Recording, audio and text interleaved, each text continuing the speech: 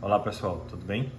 Hoje eu quero falar para vocês sobre tratamento terapêutico de um paciente beira-leito, principalmente a parte respiratória, né? Quero falar sobre terapia de higiene brônquica, terapia de expansão pulmonar e mobilização precoce do paciente beira-leito.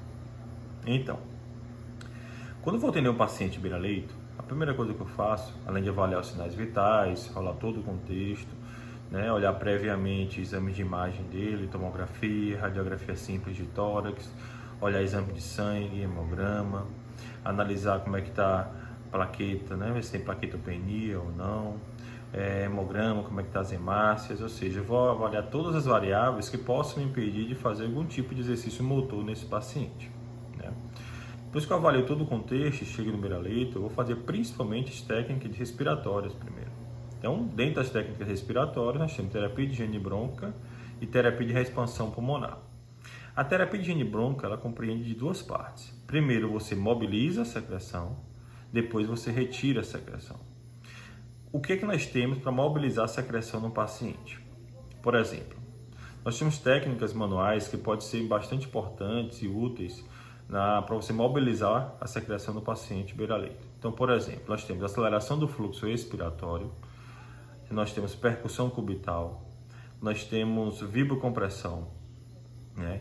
Todas essas manobras vocês podem fazer na fase expiratória. O paciente faz uma inspiração profunda e na fase E você faz as técnicas manuais, né? Se for vibrocompressão, por exemplo, vibrando o tórax e acelerando o fluxo expiratório para que essa secreção seja mobilizada e você consiga trazer ela de bronquíolos distrais, por exemplo, até bronquíolos proximais ou bronco, até mesmo a traqueia, né? O objetivo é você mobilizar a secreção distal ou proximal. Durante a mobilização, pode ser que o paciente realize a tosse seguidamente, né? Mas se ele não conseguir realizar a tosse, você estimula essa tosse. Você pode estimular por meio de tique traqueal, você pode fazer uma tosse autoassistida, você pode pedir o paciente, se ele tiver um pouco de tosse, fazer a tosse em huff, tosse em ha-ha-ha. Ou seja, você estimula de alguma forma que ele consiga colocar essa secreção para fora. Em último caso, se o paciente não consegue realizar a tosse, você realiza a aspiração nasofaríngea ou aspiração no tubo ou traqueostomia, né? Um parêntese que eu abro para essa questão da aspiração é o seguinte: se for uma aspiração nasofaríngea, você pode fazer com luvas de procedimento, né? Uma sonda 12, se for nasal, no máximo 14. Você aspira nariz e boca desse paciente, né? Você vai até a região supraglótica e você consegue retirar a secreção que está naquele local, né? Se o paciente tiver tubo ou traqueostomia, você realiza a aspiração de forma estéril, né? Então, existe duas formas de você realizar essa aspiração. Uma forma é, você utiliza duas sondas de aspiração. Então, no primeiro passo, você pega uma luva de procedimento e faz a aspiração nasofaríngea até a região supraglótica. Então, você retira a secreção dessa região. Em um segundo momento, né, você calça a luva estéril e agora se realiza a aspiração do tubo orotraqueal ou da traqueostomia. Então, naquele momento do atendimento, você fez dois passos. Primeiro, a aspiração nasofaríngea e aspiração da boca, e no segundo, a aspiração do tubo ou traqueostomia. Por que isso, né? Por que esses dois momentos de aspiração? Acredita-se que quando você realiza a aspiração primeiro do tubo e da boca, né, na região em cima do cuff, né, o paciente intubado principalmente ou com traqueostomia de PVC, fica uma certa quantidade de secreção. Então, quando você realiza a aspiração do tubo ou da traqueostomia, a mobilização do tubo faz com que a secreção acima do cuff consiga descer em direção ao pulmão. Desce traqueia, broncofonte, vai em direção ao pulmão e muitas vezes pode causar uma infecção pelo fato daquela secreção acima do cuff pode estar com alguma proliferação bacteriana ou até ter suco gástrico, né? Então, para evitar isso, recomendo você aspirar principalmente, né? Primeiro fazer a nasofaringe e boca e depois você fazer a aspiração do tubo e da traqueostomia, né? Com esse objetivo, dividiu-se entre essas duas fases o processo de aspiração, né? Então, na terapia de higiene brônquica, compreende disso, de você primeiro mobilizar a secreção e depois você realizar a retirada da secreção. Se for pela tosse, ótimo, que é o mais funcional possível, né? Se for pela aspiração, pelo fato de não ter tosse, que faça da maneira mais estéril porque de qualquer forma pode ser um meio de contaminação e causar infecção pulmonar.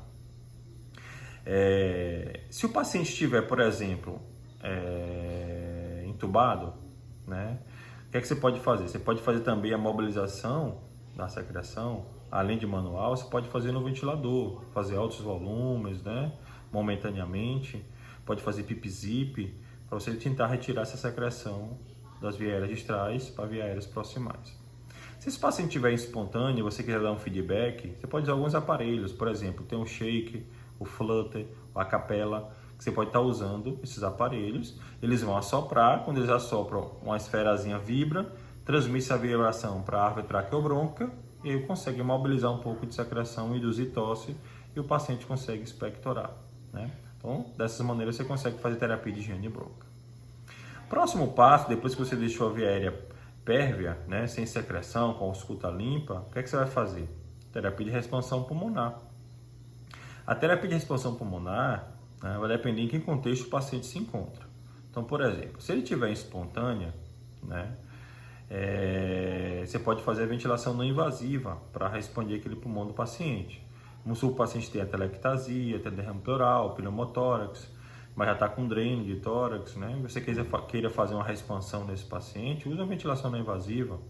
Né? Pode ser um modo BIPAP, um EPAP no mínimo de 10 e um IPAP de 15 a 16, ou seja, dá um delta de 5 para gerar um volume corrente. Então, nesses parâmetros, você já consegue um pouco de reexpansão pulmonar e de recrutamento.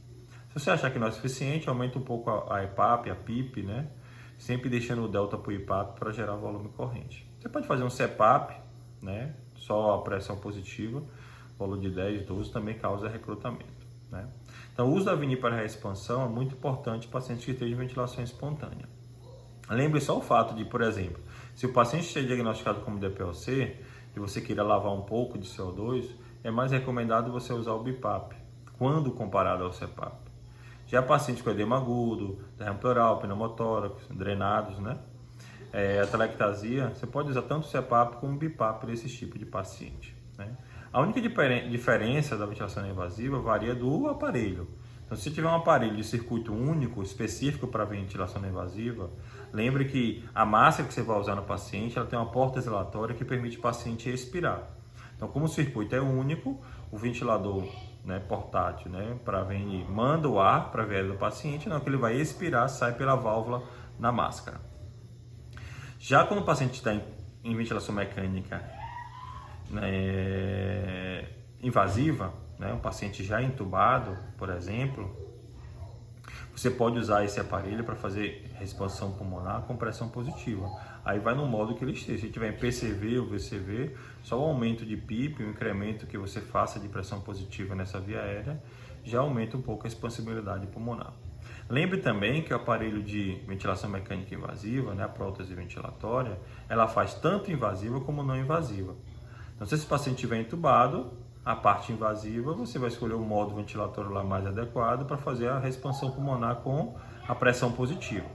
Se o paciente estiver espontânea e você não tiver o aparelho portátil de VNI, né, específico de circuito único, você usa o próprio ventilador, bota o modo lá, ventilação não invasiva, mas lembre que a máscara não precisa de porta exalatória, porque o ventilador tem o ramo ins e o ramo ex. Então, quando o paciente expira, vai sair pelo ramo ex, porque o circuito é duplo do ventilador. Então, só muita atenção nesse sentido. Então, além das pressões positivas para a reexpansão pulmonar, lembre que você pode fazer padrões ventilatórios para evitar possíveis atelectasias, para manter um pulmão mais aerado, para ele respirar melhor. Você pode fazer padrões ventilatórios como inspiração mantida, inspiração em tempos, soluços inspiratórios, né? Você pode fazer esses aparelhos para poder ajudar o paciente a ter uma expansibilidade melhor, né? A literatura já recomenda que em caso de atelectasia, para você conseguir recrutar esses alvéolos, só com pressão positiva você consegue ter esse efeito, né? Além disso, existe aquelas máscaras com válvula de PIP, que é o EPAP. Você bota uma máscara no paciente, uma válvula de PIP, e ele funciona, essa PIP dá uma resistência à saída do ar, e esse EPAP funciona também como tipo de recrutamento alveolar em pacientes que estejam em ventilação espontânea, tá? Então, em relação à expansão pulmonar, nós temos essas técnicas. Existe alguma técnica manual para a gente aumentar um pouco o volume corrente em alguma região do pulmão que você sentiu numa ausculta com murmúrio vesicular pouco reduzido, existe. Você pode fazer direcionamento de fluxo, você pode fazer manobra de pressão negativa nesse paciente, que ajuda também a aerar aquela região que está hipoventilada no ausculta pulmonar. Bem, então, além da terapia de genibronca e da terapia de reexpansão pulmonar, você também tem aparelhos que podem mensurar, por exemplo, força muscular respiratória, que é o manovacuômetro. Você mensura PI máxima e PE máxima. Você pode estar monitorizando as pressões respiratórias do paciente diariamente para você observar se no decorrer dos dias de internamento hospitalar, se essa força muscular respiratória vai cair, vai se manter ou vai aumentar após alguma técnica que você tenha aplicado naquele paciente. Existe o pico de fluxo, que é o pique flu. Você pode também mensurar a saída do ar, se o paciente apresenta muita resistência à saída do ar durante a realização do exercício. Lembre que tanto o manovacuômetro quanto o pico de fluxo tem que fazer 3 medidas, 3 mensurações, para você pegar o maior valor e você tomar como medida daquele paciente. Existe fórmula já, de acordo com a idade, sexo, peso e altura do paciente, para você ver qual o valor mais adequado para aquele paciente específico. Bem, depois que você faz a terapia de genibronca, terapia de expansão pulmonar, você pode fortalecer também esses músculos respiratórios. Que aparelhos nós temos para fortalecer? Nós temos Trichode, o IMT, nós temos o Power Breath, são aparelhos que o paciente consegue fortalecer a musculatura respiratória. Então, às vezes você tem um paciente de difícil desmame, que tem ventilação mecânica por um bom tempo, talvez esses aparelhos, como o Trichode e o Power Breath, possam ajudar você no desmame desses pacientes. Ele fortalece a musculatura respiratória, faz com que o paciente consiga manter aquela ventilação por mais tempo sem cansar. Isso facilita o desmame ventilatório em pacientes de desmame difícil, por exemplo.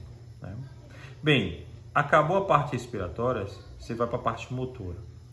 A parte motora é a parte mais importante, é a parte que você mobiliza o paciente. Quanto mais cedo você tirar o paciente do leito, melhor para ele. Mais rápido ele se desenvolve, mais rápido ele tem alta da UTI, ele fica menos tempo internado antes da terapia intensiva. Estudos já comprovam. A mobilização precoce ajuda o paciente a sair mais cedo do hospital. Então, quando a gente fala mobilização precoce, o que é isso? É você tirar o paciente do leito. Ah, mas ele não consegue ainda sair do leito. Coloca ele beira-leito, começa levando a cabeceira, faule, semifaule, progride para exercício de pontes, exercício membro inferior, membro superior, ajuda ele a rolar no leito, para facilitar até na hora do banho. Coloca ele beira-leito, se é da estação beira-leito, treina com ele o tronco dele. Se ele não consegue ficar ainda sentado, fortalece a musculatura do tronco dele, para ele conseguir ter estabilidade de tronco, ficar sentado beira-leito. Ele evoluiu essa fase, coloca o paciente em ortostase, faça marcha estacionária, com descarga parcial de peso, você dando apoio a ele, dá o apoio unipodal, depois bipodal, faz alguns exercícios em ortostase, senta ele na poltrona diariamente, no mínimo de 4 a 6 horas por dia.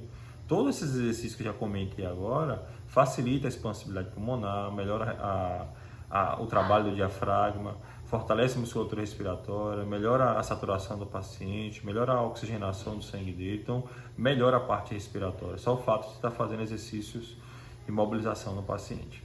Além disso, de botar a sedestação na poltrona, deambular com ele, deambular diariamente, tanto nos 3 períodos, de manhã, de tarde e de noite.